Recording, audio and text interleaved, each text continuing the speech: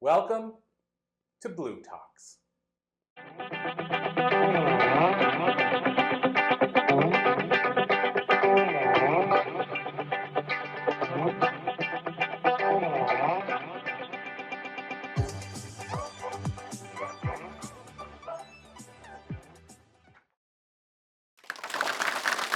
All right, so hey everybody, it's obviously Corey back with what I'll call a virtual video podcast type interview.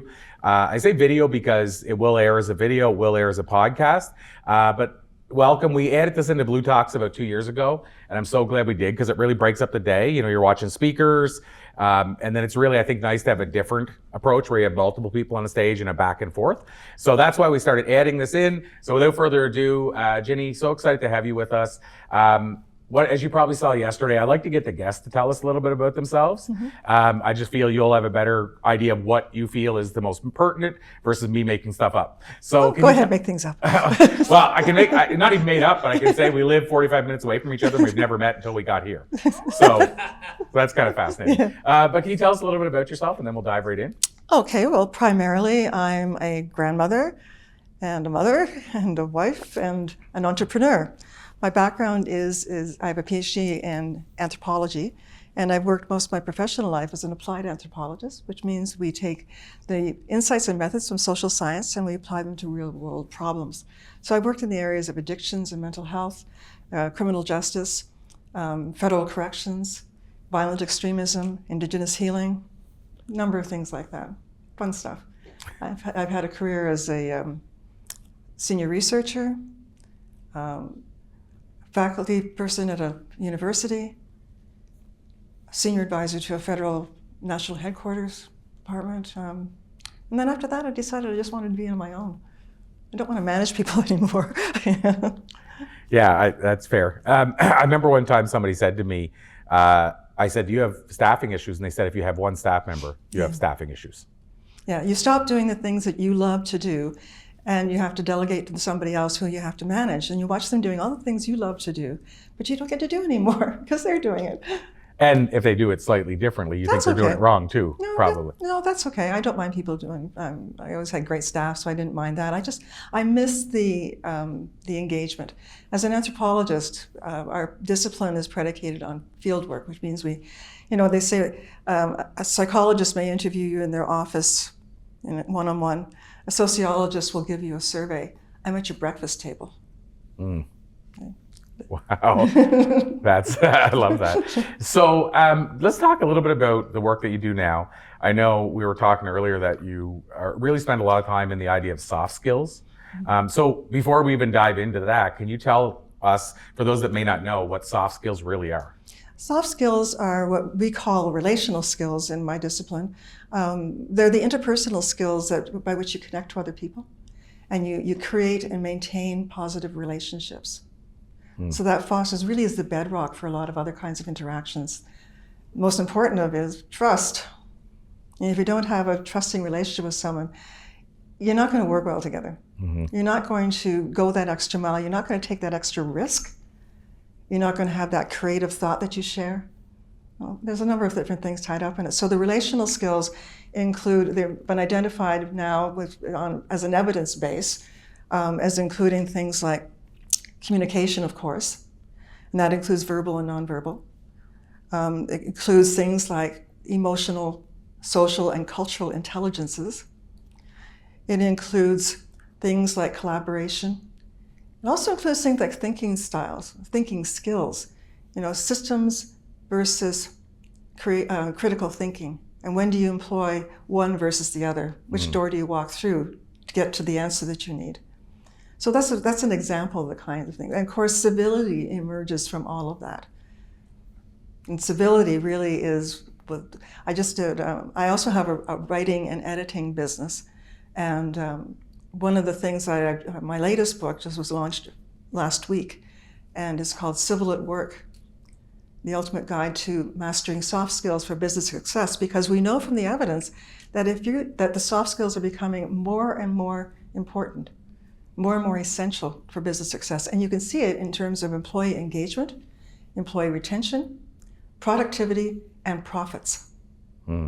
And I'll be getting into that in my talk. Wow. So when I think of soft skills, like there's somebody that I've worked with over time, and he works with IT people around soft skills, because what he finds is a lot of them have a hard time.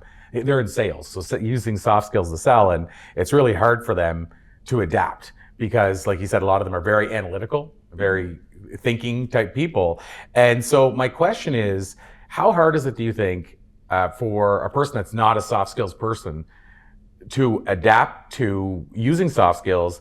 And I guess the bigger question out of there is, should we look for somebody that's already has some of those traits and work with them, or should we say it doesn't matter, I'll train people with the soft skills? If that Just makes call sense. me, I'll come train them. Okay, that's fair. I'm a certified relational skill trainer for the workplace. So I guess comparing that, then what's the difference between somebody that just naturally has those versus somebody that doesn't when you're training them? That's a good question. The good news is that all of these things can be learned. It's not like your intellectual intelligence, which you're basically born with a scope that you can manage. All of these skills can be learned, every single one of them. Now, the degree to which you can learn them is something else. And like anything else, like learning any skill, like Malcolm Gladwell said in his 10,000 tries, you have to practice them. You have to practice them with intention and with purpose. And once you do, you start seeing, it's a great, when you see people realize that what this can do for not only their working relationships, but also for them as a human being, and for their family life and everything around them, when you suddenly start paying attention to these things and employing these relational skills, the whole world opens up for you. So, I mean, that brings up the point when I talk about, for example, if I go back to the sales thing for a sec, one of the things that when I was starting in sales, it was looked down upon. Like, it was a stigma, right? I mean, still to some degree, sales, obviously, still a negative stigma. We think about the car dealership and you go in and like people are swarming, waiting for you to be the one, like, okay, I'm going to get him first. No, I'm going to get him. And when I went into sales, that's what it was like. But what I will say about sales is I learned more soft skills, both in sales and sounds weird, and performing stand-up comedy than in any other thing I ever did in my life. So like, I feel like a lot of people miss out on the idea, even if you don't want to be a salesperson, the skills you'll learn in sales are skills that will carry you for the rest of your life. I don't know if you agree with that or not. I totally agree with that. The thing I'd like to add to it, though, is that when you walk into a store or a car dealership and you have that person circling you and they come at you in a certain way, like your spider sense comes up, right? And you feel you're being manipulated. And for me, what my reaction is, I turn and walk out and say, you just lost that sale because you weren't honest and authentic with me. I don't trust you. Again, it comes down to trust. If you can establish a relationship with that person, and it's all about relationships, in which they trust you, you'll make that sale because they trust you with that. Mm-hmm. However, what's happening now in the sales world is what Rob Cosberg, whom I'm working with on that book and on my next one, says, you lead with a giving hand. So you give away, and you're really good at that. You and your team are really good at giving us more than we ever bargained for. So leading with a giving hand is where sales are going now. So for example, with this latest book, I'm going to be giving away about 400 copies. Because what I want is to be invited to speak about the subject matter, and I want to be invited to come in and do the assessments and do the training to do just what you're talking about. IT people are an interesting case. Yes, they're highly analytical, but they also work in a very fast-paced, very intensive, very stressful environment. Same thing with healthcare workers. So what you have to do when you're addressing the, I want to say deficit, but the need for improvement of soft skills in any given sector, is you have to understand that sector, and you have to understand the dynamics and the culture of that sector before you can identify what and how you're going to do to work with them to raise up the level and their capability of exercising the relational skills. Mm. Okay? Yeah, I worked with IT managers. I sold photocopiers for 10 years. Mm-hmm. And so there wasn't, when I started, there wasn't IT people, because it was like when you were selling the equipment, it's like, do you want a sorter with that? The only thing you could have was a sorter. But by the time I left the industry, they were being connected to devices, they were then scanning and everything else. So we went from not having IT people at all, service technicians, but not IT people, to now the IT people are really running the company. Well, that's because the CEO at the time had the foresight to realize that they just continued in sales of products and didn't have the attendant services, that they were going to go like Kodak. 100%. Yeah. Yeah, and it's ironic that you say Kodak, because I was with a company at one point called Konica Minolta, and Konica used to be a camera company, and so did Minolta. And the original companies kind of went by the wayside for them to merge, but they probably either one of them wouldn't be around now if it wasn't for the changes they made. But yeah, it was really tough. Watching salespeople try to work with the service or IT people, oh my God, it was like they didn't see eye to eye at all. I remember one time we couldn't get a projector working. The salespeople, we had a sales meeting. We were selling these things. There's 20 of us in Edmonton here. We were selling them, and we were in the sales meeting. We're like, we can't get it working. We can't do the presentation or whatever. And then one of the IT guys came up, because we finally called down to them. He came up and he shook his head and he walked over and he plugged it in. It had a long cord, extension cord. Nobody noticed that it had come undone.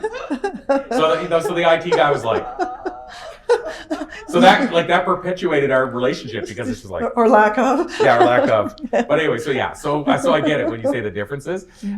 So as we start to wind down, when it comes to, if you were sitting here talking to somebody right now and saying, they said, I need to improve my soft skills, what's the first step? Where do you tell them to start, or in general, where do you tell them to start?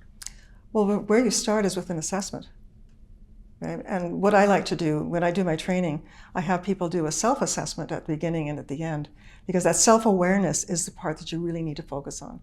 They really need to understand themselves. This is what I teach a lot about as an anthropologist, about cultural intelligences. And I say, before you can understand and work with somebody else as a cultural being, you have to understand yourself as a cultural being. You always start with yourself.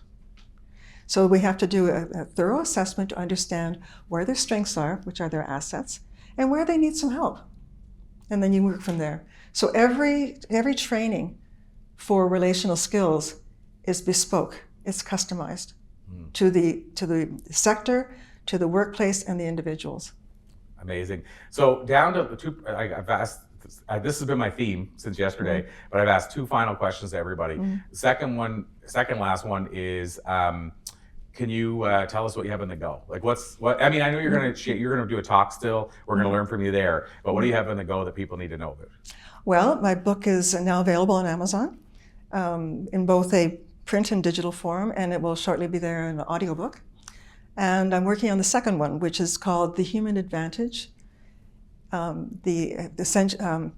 Soft skills is essential in AI integrated workplaces. So it's looking at, where do the soft skills fit in? Where do those uniquely human-centric skills, where are they going to fit in the future of work? And I'm approaching it as a social scientist, which makes my voice a little bit different than the usual suspects in the case. I love that. So the last question is simply, if you were to give people parting word of advice, I know again your talk will do this as well, but what's the one thing you would leave people with? Choose civility. I love it. That's amazing. Well, this has been an absolute pleasure. It's so great to meet you. Likewise. And I'll call it, with your permission, to be continued. And in fact, as we heard, Ginny's going to be speaking here in probably about an hour's time. So I can't wait to hear your message. Thank you. Thank you so much, Ginny. Thank you. Thank you, everybody. Awesome.